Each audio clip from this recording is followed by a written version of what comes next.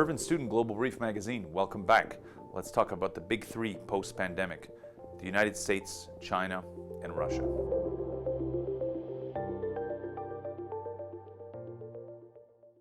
All states are equal post-pandemic, but some are obviously more equal than others. And here I speak specifically of China, the United States, and Russia.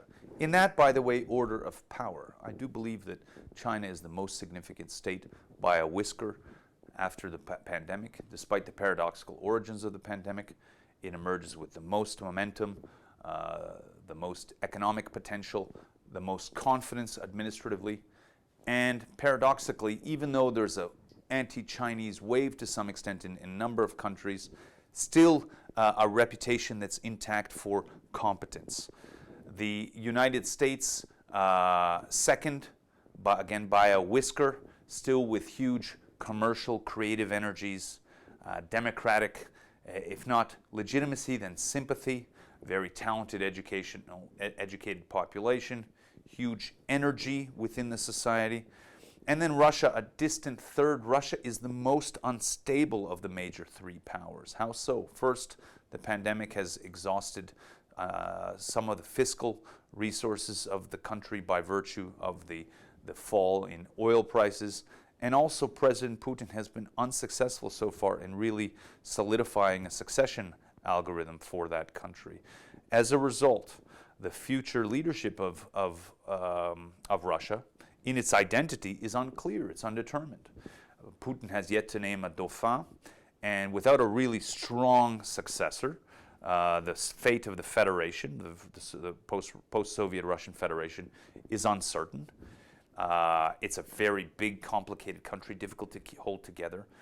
And the fate of Putin itself, on which rides a great deal of certainty or uncertainty, is not clear. Because, as they say in Ukraine, there are only one of three ways to go post-power in the post-Soviet world: either prison, exile, or death. And Putin knows this to the bone, and it informs a good deal of his, at least high-level behavior. So those are the three powers. Each of them carries a great veto power or a veto ability on the form and look and feel of the post-pandemic world order. Each of them is probably a necessary player in that order, but certainly the veto power is more powerful than them as a necessary condition. In an open letter to President Trump, as soon as he came to power out of Global Brief, I commended to him the idea of actually getting the three powers together regularly to instill confidence, non-ideologically, as three major forces in the world, and by virtue of his great energy, his ability to be non-path dependent, to be non-ideological, he might be able to bang heads together and really broker some solutions.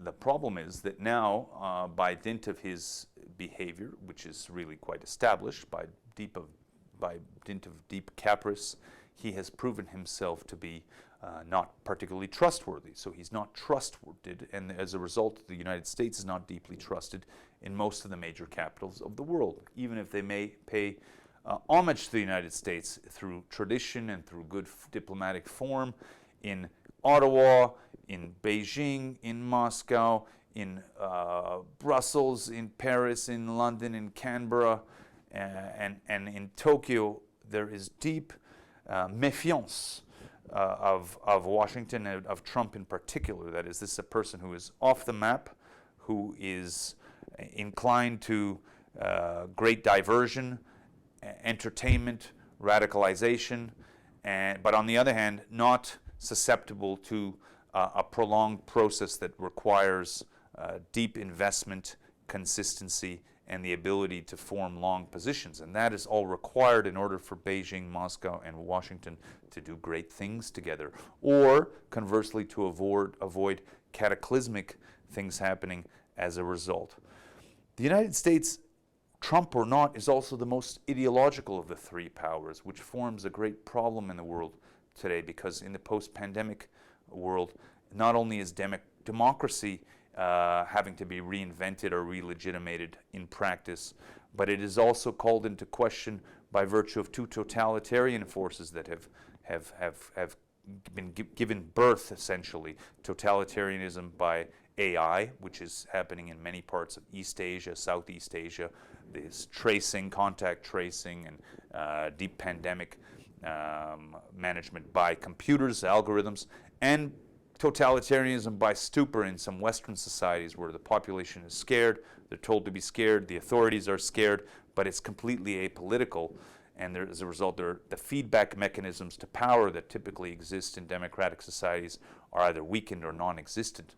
These are strange pathologies that I wouldn't have predicted in a past iteration, past microlecture, but they're also coming to bear. And for the United States in particular, they're deeply confusing, causing it to double down on the idea of democracy, democracy, democracy, but not being able to reckon with facts and not looking too strong coming out of the pandemic. Now, what are the future scenarios?